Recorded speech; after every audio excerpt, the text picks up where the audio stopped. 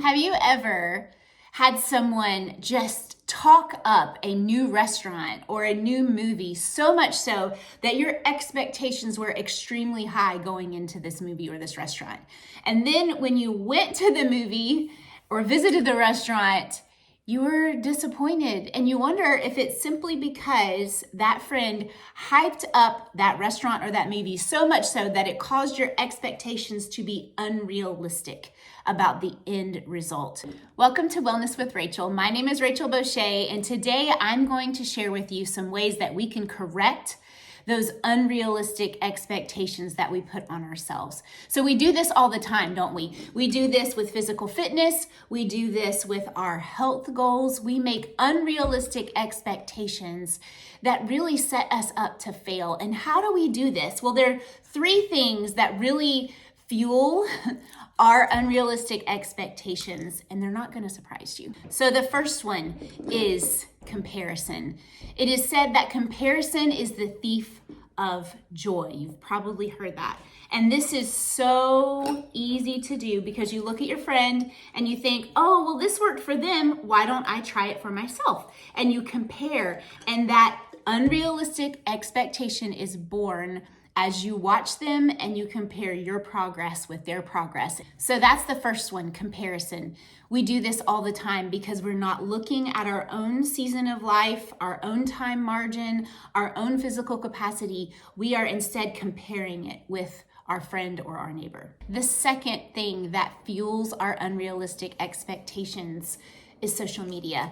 This probably doesn't surprise you, but this is one that when we look at all the photoshopped images out there, all the AI generated photos, it is very easy to have unrealistic expectations, and social media is one of those things that fuel our unrealistic expectations. Also, we live in a world of extremes.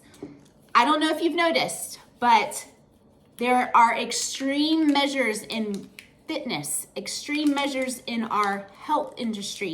People are going to drugs to do quick fixes that are actually hurting them in the long run. So unrealistic expectations are birthed when reality rubs up against our expectations. And this happens to us all the time. So how do we fix it? Well, I'm going to share with you a tool that is very helpful in not only reaching a goal, but also creating a realistic expectation. So this tool that can help you create realistic expectations for your goal setting is called a SMART goal. You may have heard of these before. If you haven't, I'm going to walk you through. It's an acronym, SMART, S-M-A-R-T. Okay, the S in SMART stands for specific.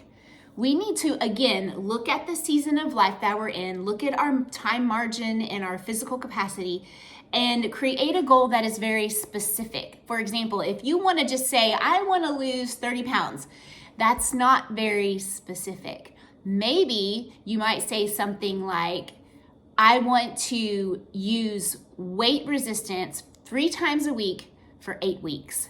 That is very specific. The next letter is M. You want it to be measurable. That's saying 3 times a week for 8 weeks. That is something that is measurable. It's not something that's out there that is kind of random. It is measurable. So specific, measurable. And the third one is achievable. This is huge, especially when we talk about unrealistic expectations. You want it to be achievable. That means you need to think about the season of life that you're in, again, the time margin that you have, your physical capacity. All these things are going to play into being achievable. Okay, I have a little tip for you on this A, achievable. So sometimes it's really hard for us to reach a goal because we're not using all the things that we can use. We need to use a reward system. And I picked this up when I was reading the book Atomic Habits by James Clear. If you have never read this book, I highly recommend it. It's an excellent read. So he talks about reward system. We use this all the time with kids. So if you're saying you're going to use weight resistance 3 times a week for 8 weeks, reward yourself after each session of weight resistance.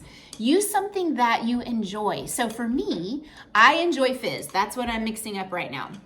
I love it because it has a clean, even energy with no crash, gives me the B vitamins, which keep my mood up, helps with my brain fog. It's a great for the afternoon. And what I do is I tell myself, okay, if I finish this task, I am going to mix up a fizz. So I needed to make this video today. And I said, if I finish this video, I'm gonna sit down and enjoy my fizz. So I am using a reward system right now, a great way for you to get your SMART goals and reach them. All right, so far our acronym is specific, it is measurable, and it is achievable, and the R is relevant. And I think we could also use the word realistic. Is it relevant to where you are at personally? Not your friend, not comparing to someone on social media, but you looking at your life and your time and your physical capacity.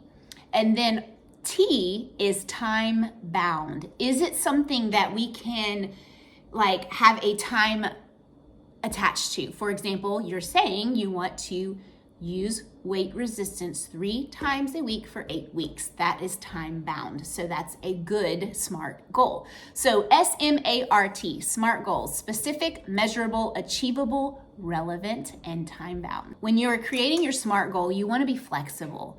There are things that may come up in your life that might change your SMART goal a little bit. You need to be flexible with those things. That's where the extreme culture rubs against us, because reality is life happens. And if you're doing the 75 hard, I'm not knocking it, it's a good thing, but if you're doing the 75 hard and life happens and you have an injury or something, it can really get you into a bad place mentally. So SMART goals are maybe more effective because they're small, they're manageable, and they're something that you can be flexible with. If you are struggling to figure out what your SMART goals should be and you need someone to help you with that, as a wellness coach, I help walk people through those things. I help them create their SMART goal, looking at their own life and their lifestyle. And I create accountability for them. This is important. When you have a SMART goal, you want someone to hold you accountable to that. Remember, when you're creating your SMART goal, look at your own life. Look at the season of life that you're in. Look at your time margin. Look at your physical capacity. Let these things guide you as you create a SMART goal that fits you, and be flexible. And don't allow the extreme mindset of our culture to break in and cause you to have unrealistic expectations in your goal setting. Thank you so much for listening. If you're interested in wellness coaching or any of the products I use in this video, you can check out the information at the end of this video or follow the link in the newsletter. I'm going to go enjoy my fizz and reward myself. Stay well.